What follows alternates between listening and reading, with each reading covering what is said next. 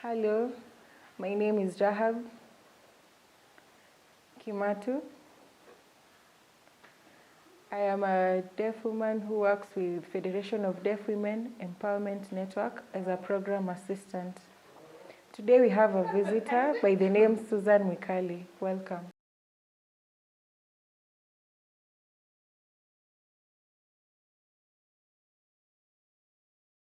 Thank you. I'm the first thing. I'm Susan Mwikali, and this is my sign name.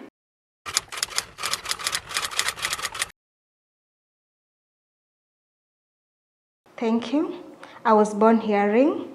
I became deaf at the age of 7 because of sickness with mom. Initially, I went to a regular school. So after age of 7, I became deaf. In a span of 1 year, I didn't go to school. I stayed at home.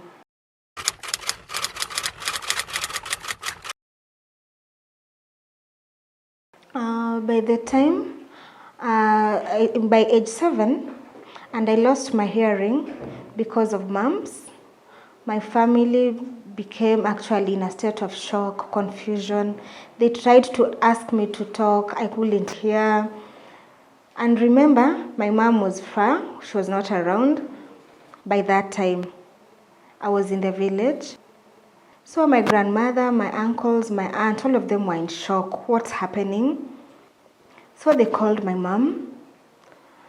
My mom, kindly come and see your daughter. There's something that is not right. So when my mom came, she tried to talk to me. I couldn't hear anything. She asked what the issue is. And 2 weeks earlier, I was unwell. In a span of 2 weeks, I became deaf. So my mom wondered what is happening, in a state of shock and confusion. And I was in Machakos in the village. So I went back to Nairobi. Mom stayed with me, trying to wonder what the issue is. She was aware I had mumps, but she didn't understand why I've lost my sense of hearing. So mom took me to Kenyatta Hospital. In Kenyatta Hospital, they tried to wash my ears, tried to find out what the issue is. A lot of things were tried, and finally, they said I have a hole. And then they asked me, like, oh, you're deaf. Then they asked, what is a deaf person? I'm in a hearing world. What are those things? And they said, deaf are people who can't hear and they communicate using sign language. And mom was like, what is sign language? Where do I get sign language? Can I take the girl where she can learn sign language? And my mom was lost because she was hoping, in a state of confusion, depression, and she wondered what she could have done. We went to Kenyatta Hospital, and the issue was not solved. So finally, Kenyatta Hospital told mom, your daughter is deaf, and so you have to take her to a deaf school. We have Machakos, we have Kerugoya, Mombasa, Kamboi. We have various deaf schools around. So take your girl to the deaf school. And mom was like, it's okay, fine. She went back home, but in a state of confusion. And so one neighbor of my mom started talking about it. Look at this woman, the daughter is deaf, the daughter is deaf. So it became lonely. They started gossiping, making my mom have enemies, Since my mom was like, why are you gossiping my daughter? So actually this situation created enemies. She was a loner, so depressed. I saw mom so depressed. So with that, I really looked at mom and I told mom, don't be sad. I'm still a small girl. I'm your daughter. But I promise you, in future, you'll see my love successful. And I'll take care of you. Remember that, mom. Don't forget, Mom was so happy. She laughed, at least at that moment. So as days went by, mom went back to Kenyatta, was given a letter to show that I'm deaf, and various schools for the deaf. And remember, my grandfather was new at a certain school in Kerugoya, and their family was there. So they decided to take me to Meru. So the first time I was there, I saw deaf children signing. I was wowed, And I talked to mom, and I tried to voice something to mom. And mom was like, it's okay, I think you should be there. But I didn't know sign language. So mom was like, don't worry, you'll still learn. And Kaga School for the Deaf, they asked, is there any vacancy? It was full. Kerugoya School for the Deaf, it was also tough. So my mom took me to Kerugoya School for the Deaf. I went there, I saw a lot of deaf people. They were talking, I looked. We asked whether there's a vacancy, and we were told there's no vacancy, it is full. So what happened next? They tried to help look for Tumutumu School for the Deaf. So the same day, imagine, after Kahaga School for the Deaf, moved to Kerugoya School for the Deaf, and finally went to Tumutumu School for the Deaf. I still saw deaf people signing. Mom was also happy. I saw the deaf in Kerugoya. They asked me, there a vacancy? They were like, yeah, there's a vacancy. And I was welcomed. I was admitted to the Tumutumu School for the Deaf in Nyeri County. They were given items. I went back home, and we came back with the items that were needed. And mom left me in school. I didn't cry. I was so happy. I enjoyed. I told mom, bye. And I was just so happy. 1 year without going to school, I really was excited. I saw people signing. To me, it was like looking at flowers, They would ask me, what is your name? And I would just look like, I would like to voice it. Then they're like, don't use your mouth. Sign. You should sign. So I went like, All my energy went down. I started becoming depressed. Some of them would call me. And I had a t-shirt, it had flowers. So one of them actually called me and told me, this is 1, this is 2. They started counting. Come here, this is A, this is B. And with time, I was taught sign language by other learners. I think at around the age of 8 years, I went through school very well. Mom would come, find me signing. She was so happy. My daughter, at first she got stressed. My daughter is signing and she's not speaking anything. But the teacher told her, you should actually continue practicing to voice anything that you can, the orals. And I said, actually, I couldn't forget. When mom tried to talk to me, I responded, but I still could sign. Signing was so sweet. So from around class 2 in Tumutumu up to class 8, I was there. After that, I went to Reverend Muhoro Secondary School from Form 1 to Form 4.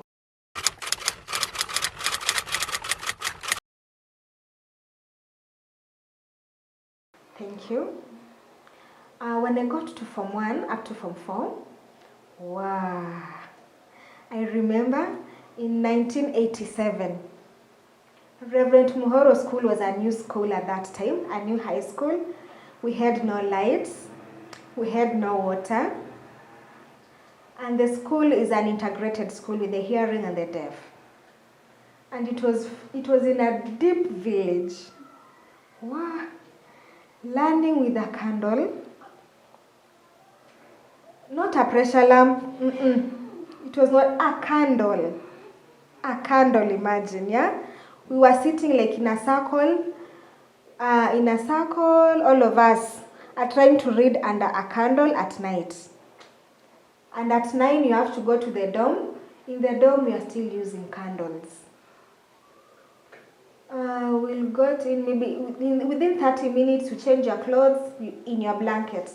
And the candles will be put off because you have to use it again. Life was not easy. What about water? We were using buckets.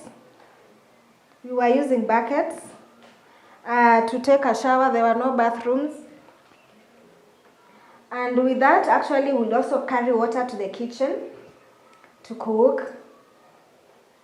Life was not, it was a very tough time in high school.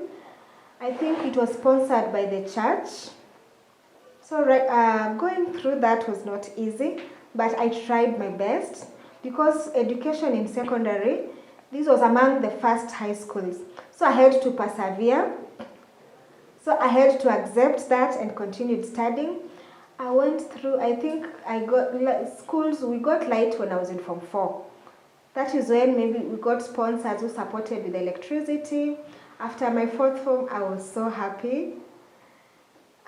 I think even later, I think we got water also in Form 4. But when we would see rain, we'd all run, try to fetch water. We went through hard life, but it taught us how to adapt into many things. It has become what I am now.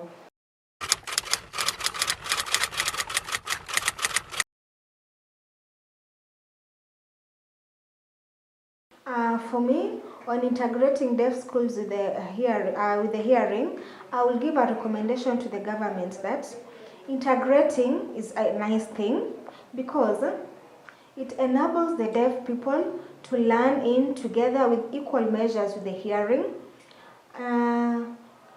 We have like the Form 1 deaf, Form 1 hearing, Form 2 hearing, Form 3, they are separated that way. However, in the time for exams, we do it as together. It's tough, yes. At times the deaf will come in last, but the challenge was on teachers because teachers were not efficient in sign language. And most teachers were actually just talking and writing, talking and writing, talking and writing. In the evening, maybe we'll now borrow books from the other learners, we get to write, then the hearing students actually will teach us what has been taught in class. But if all teachers employed a new sign language, would be easier. They didn't know any sign language. They would ask us, the deaf students, to teach them sign language. And I would wonder, I came to school as a student or as a teacher? You know, that was challenging. That is the thing that we went through. But I would still recommend a system whereby in the deaf education and the hearing community, they are doing it in the same way. Because it will help the deaf not to be behind in education. They go on concurrently. And if teachers get to learn sign language, this is the biggest challenge. But I think this time things have improved, they're better. And the government, I think now we have more high schoolers. Some are for hearing alone, some are for the deaf, some are integrated. It is good, it helps the deaf to get to university.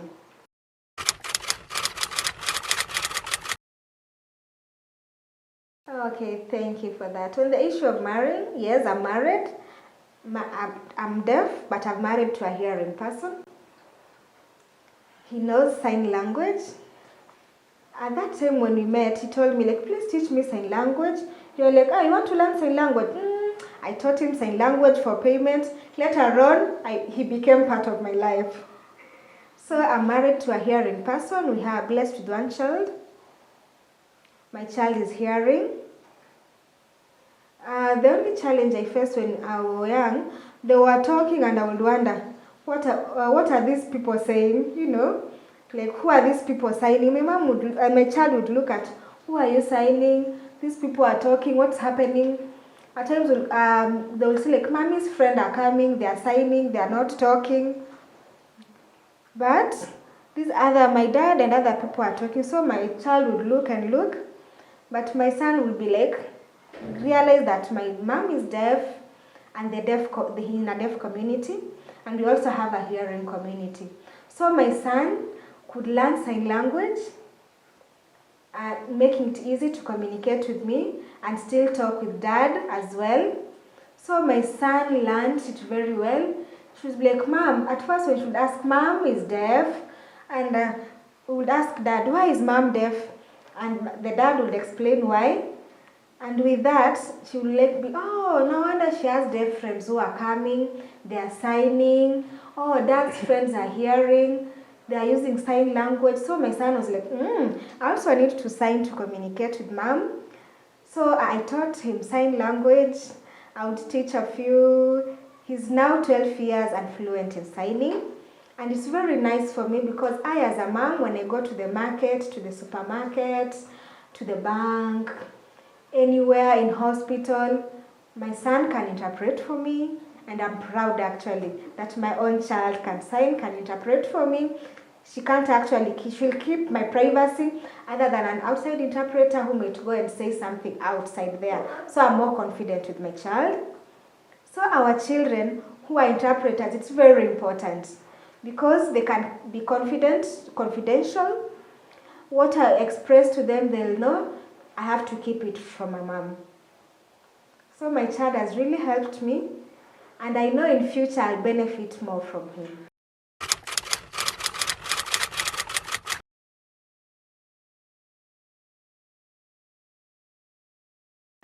No, I had not thought of an idea of who I'll marry, whether deaf or hearing. To me, I was open. I just followed God's way. Yeah, it's God's own way. So God's doing to me, marrying a hearing or a deaf person. A deaf person never approached me to get married. So it's okay.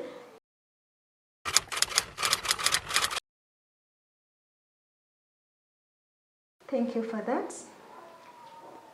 I work at Avenue Hospital as a nurse.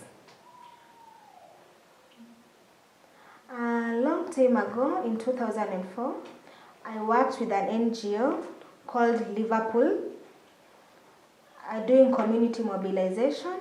Then later on, I became a counselor. I was working actually in the field.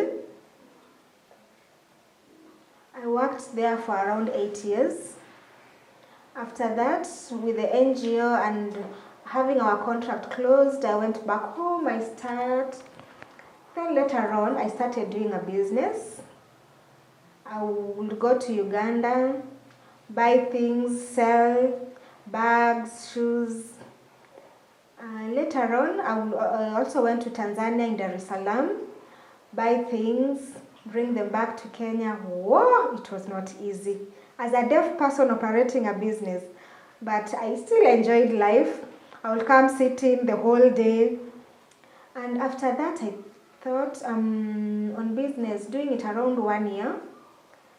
Later, I got interested to go back to school, to study nursing, because for a long time, I saw the deaf people in our community will go to hospital, they have challenges, communication barriers, nurse-doctor communication. It was very difficult. A deaf person will go to hospital in the morning and get services by 6 p.m. in the evening. Imagine. So sometimes I would go to hospital and see. When I was working at LVCT, I would help take people maybe to the doctor, to be served and catered for. So after seeing that for a long time, I felt, After doing my business, I got interested actually. After my experience with LVCT and the NGO, I really wanted to go and study nursing.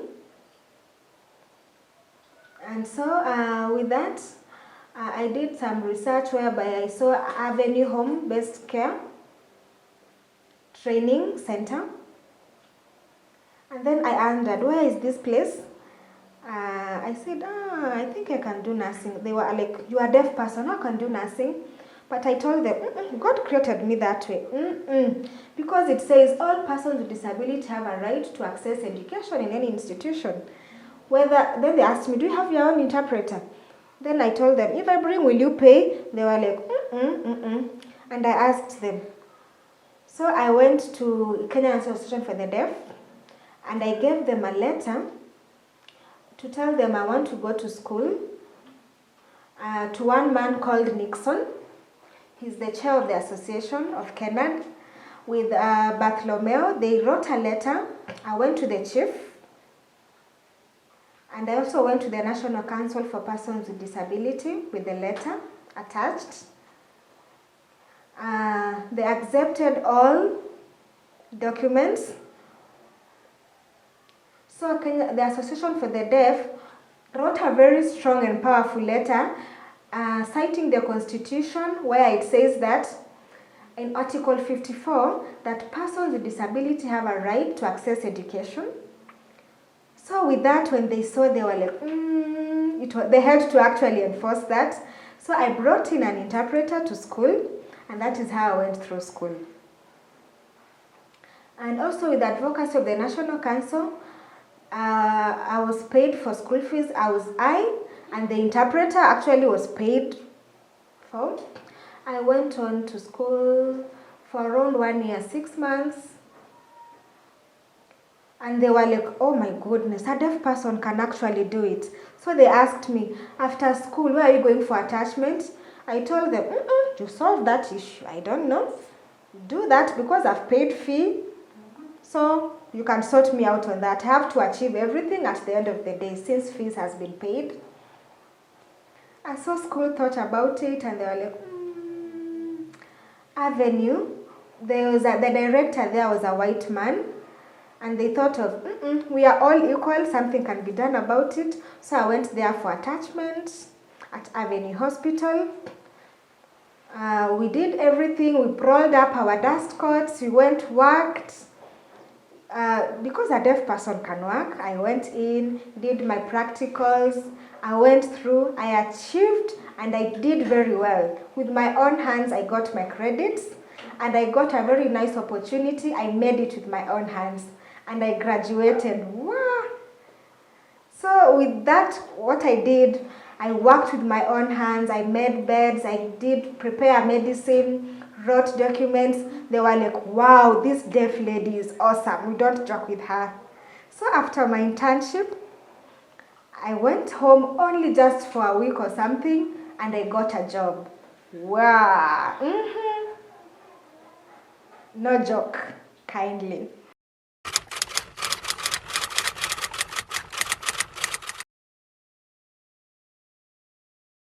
I do. Deaf people can do, because most of the deaf people out there feel they can do anything. They can be a doctor. Let me tell you. What matters are your hands and what you can do. The deaf are very active. You know, their hands can do magic. What you can do in a hospital. Because most of the things in a hospital, what do you need? Your hand. The nurse will do what? Action, bring, this is what has been served, this is what we need, bring a glove, bring this injection, this syringe, this medication. It's not difficult. Meaning, a deaf person can become a nurse. The only challenge may be on the funding for you to go and learn. So I would really ask the government to consider that and give money, maybe various organizations as well, to empower the deaf persons to go for training on nursing. With that, it's a very nice thing, and I believe the deaf can get jobs in various hospitals. It's very easy for them.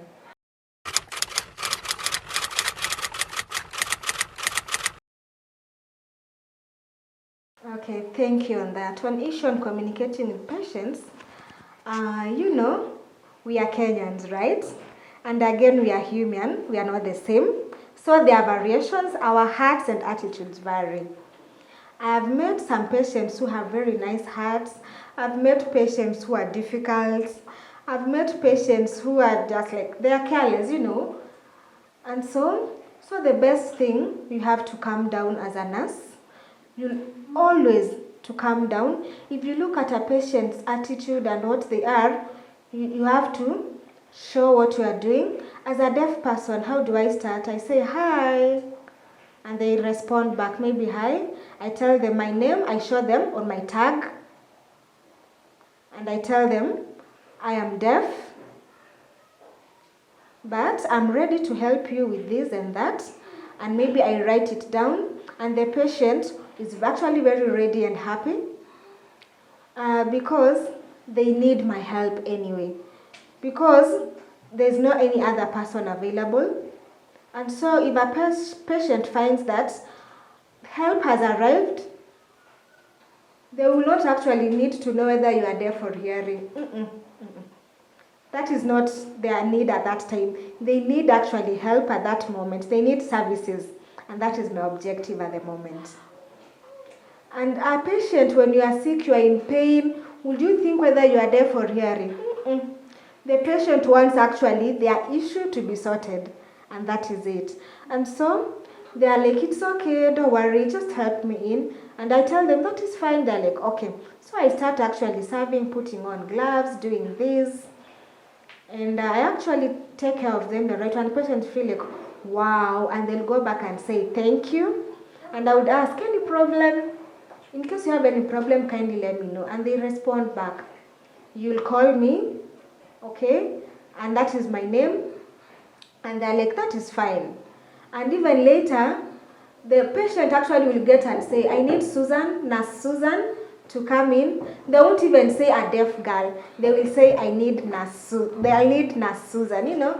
and they'll call, and they'll even come and say, Nurse Susan, please come.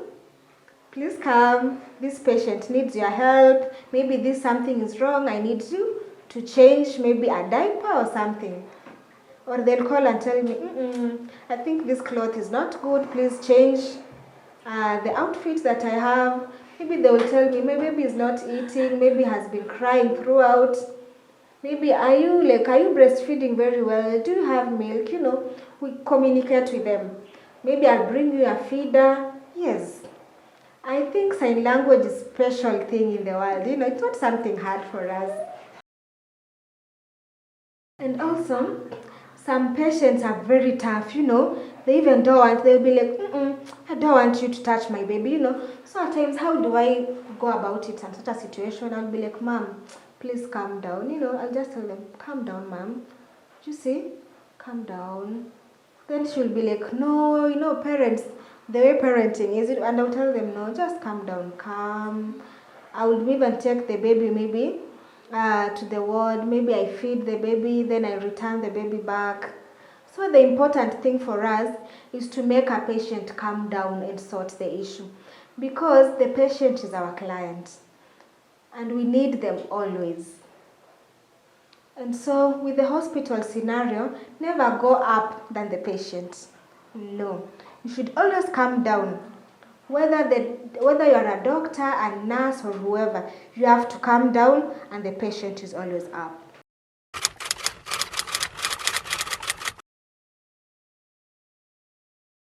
Thank you for asking me about my dream and my vision. They are very big. I really dream big. Hey, what do I mean by that? 1, I want to fly out of the country and work out in a hospital. Number 2, I really hope once I get there, I will also learn and become not just an assistant nurse, but a complete nurse. And thirdly, I want to learn on a lab to know how to analyze the body of a person. I need that. Yes, I really need that.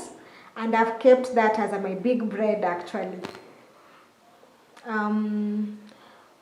What I also see and what I want to do when I go out, here in Kenya as a country, the deaf community don't have a lot of opportunities to become nursing. It's very tough. There's a lot of challenges, the attitude they have towards the deaf people, believing that a deaf person can't actually do it. Also, the government, do they recognize us anyway in accessibility to do nursing, full sponsorship? Those are the questions I ask myself. But when I go out, I don't have any concern. Whether you're deaf, whether you're blind, physically handicapped, you're welcomed. Education is about all people. So meaning out there, we might have high quality of support on persons with disability. There's a lot of support there. That is why I'm motivated to go out there, study more on nursing, to do part-time nursing and also study. And I know those things that I got to learn from outside, and when I come back to Kenya, at times also it's also difficult, I know, to get jobs when you come back to Kenya, the challenges that we face. To also get another certificate in Kenya, you see, it's not easy, but as a deaf community, it might be difficult, but I really have to do it. As a nurse, I better go out there, study, where I can get an opportunity, stay and work there. So when I come back to Kenya, maybe I might own and open a small clinic.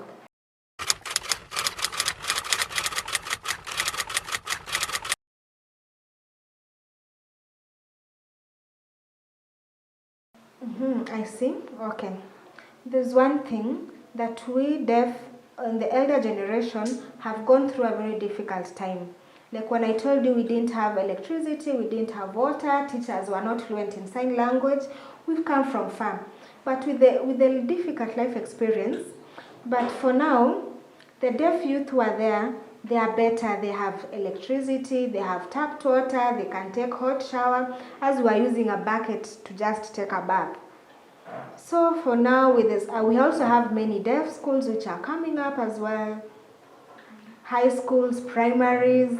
But initially, it was just like one high school. Primary schools were countables, maybe around 10. But now there are so many. With everything in place that government is giving, maybe I'm sure they're getting a better education than us. So maybe the government should recognize that and realize that people who are deaf out there, they must understand that we can do anything equally with the hearing persons. And the education, the only difficult we have is doing Kiswahili. But right now here, we have sign language as well. Sign language you can sign for them. So it can be marked as an exam, as a language. So those things are better than what we did earlier. So for me, I'm sure the deaf people now, their deaf education is better than what we had earlier.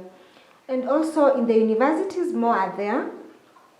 And deaf people who are motivated or interested to get and start, do nursing, or even, I'm sure they can get better treatment than I did on my time. It is better farmer right now. And even now, they're even almost at par with the hearing persons. So if the government have a heart to fund, to fund their trainings, and also maybe call the professional doctors or nurses, even get to train the deaf people, there to train interpreters in hospitals, to have fair shares. Maybe they go to different hospitals, maybe in the country. Maybe they go for attachment practicals. Maybe we have some to maybe Kenyatta Avenue already knows. Maybe the deaf nurse, I'm already there. Maybe Mama Lucy Hospital. Various government hospitals, they get to do their internship there. And if the government maybe says, maybe 5 or 10% of them to get jobs in these public hospitals, oh my, it could be a very beautiful country in Kenya, sure. The deaf people will actually reduce their time just sitting, doing nothing. They stop being burdens to their parents, to their fathers. And Kenya will be a very beautiful country. The deaf people can work, I assure you. They are not difficult. They can work very well. So I would like to tell the youth as well, don't give up.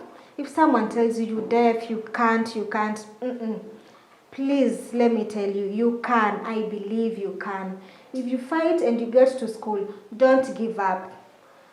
Go to National Council, go to various organizations, get sponsors, write letters for you to get to that school. And you make sure that whatever you are fighting for, make sure you achieve what you are fighting for. Don't give up.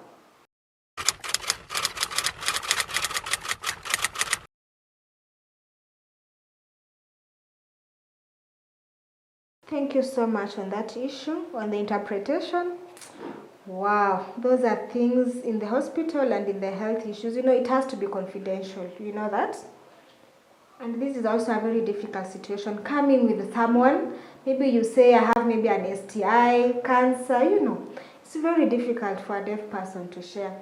So this is something very, very confidential. And I feel going with an interpreter is not good. It doesn't make sense. If this patient maybe meets a doctor with an interpreter, they may not express everything that they feel in. They may give just a snapshot of what they are feeling, but their sickness still continues and they end up dead. So it is not good. I feel if it could be better, doctors, nurses, whatever healthcare providers to learn sign language. Learning sign language, and I encourage them to do that because you know what, we are Kenya. And we have different people. We have Kambas, Kikuyus, Kalenjin, Kisis, Luyas, Kiswahili. And you see, the deaf too are part of their team. Their tribe is their language, Yes, that is a tribe as well. So the government says we have to be accessible to all tribes, and deaf people are sidelined. The Kambas, the Luos, the Luyas, the Kalenjins. But the deaf, it's a tribe. Yes. Meaning, they all should learn sign language Learn sign language to enable you communicate with the deaf clients the same way you'll talk with a Kikuyu old woman who comes in and can't speak in Swahili. What do? You try to talk to that language. Yes, the same way for the deaf person. And keep their confidence as well. And they can even get treatment. Or interpreters are good, yes, they are not bad. However, not 100% are you sure they all can be confidential with your words and what you are going through. So I feel that if all hospitals could better, either their nurses and doctors learn sign language, like I work in Avenue Hospital in Parklands, the first hospital in Kenya to employ a deaf person to work as a nurse. So the directors, the nurses, they are now all interested to learn sign language just from me. A staff who has worked there for almost 10 years. So they can sign. We can see them signing. So they are challenged and they have to communicate with us. So with the years that I've been there, I've never been with an interpreter at Avenue Hospital. So why should other deaf people go with an interpreter to hospital when they're sick? I have never gone with an interpreter. I work, I interact with my colleagues, and they even encourage them to learn sign language. When you go to Avenue Hospital, people will tell you, hi, are you fine, in sign language. You see, this is a private hospital, it's expensive, yes. Maybe few deaf people can access that since it's a private hospital. But what if I was working in a government hospital? Imagine the number of deaf people will be lining in that hospital. The few deaf people who've come there, they come with insurance or something. So I would really ask and recommend the government to really encourage training of sign language in hospitals. That is my point.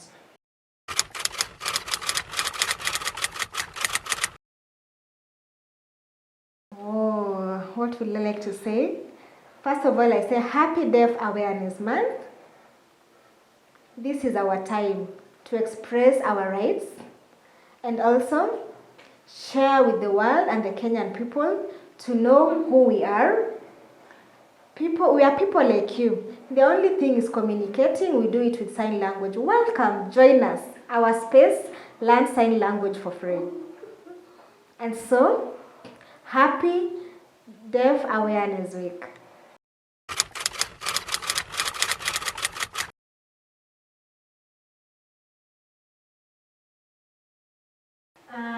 For me, wow. Always, I usually tell Mom, you remember I promised you? Has it come true or not? And Mom is always happy. So even when I work, when I get my salary, even if I fly with deaf spots, I always come back and visit Mom. Because she was very supportive. When my father died in 2007, left me with a parent who is my mom. And I kept that promise to Mom. And I would tell Mom, are you saying I'm deaf? Is this clothes showing that I'm deaf? This hair, are you saying it's the earring? Have you bought for me? Everything I bought for myself. What were you expecting me to be now? You see? So now I'm happy and I had promised you. I come to the village, I pick you when you are sick with my car. I drive you to Nairobi. I take you to hospital, I pay the medical bills for you until you are well and you go back home to the village. Who am I? You are really stressed that I was deaf, you see. So I'm really happy that making sure Mom to keep the promise that I made. And people always say, hey, your daughter drives. My mom is so proud. I'm very proud. She's like, you're talking about my deaf daughter. Now you see, she can drive like a queen. I sit like a queen going anywhere, you see. So she's a very proud mother. And even in all my family, I am the successful child, the deaf successful child, you know, other than all the other siblings that I have. So always, I take care of my mom. And my mother is your mother, no matter what. She's special of all. Without that, whether you're big, whether you are married, your mom is still your mom.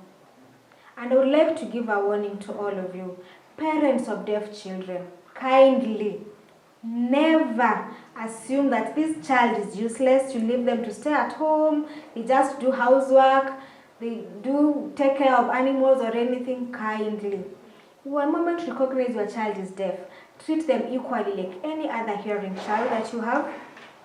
Never see, you'll never know the future. You see, don't count and you say like I have 5 children, you don't know who will be successful. So you don't feel like this deaf child is useless. Maybe they can become more successful than your other children. So parents of deaf children, with that deaf child of yours, kindly take them to Kenyatta maybe for assessment. Get this letter, take them to school.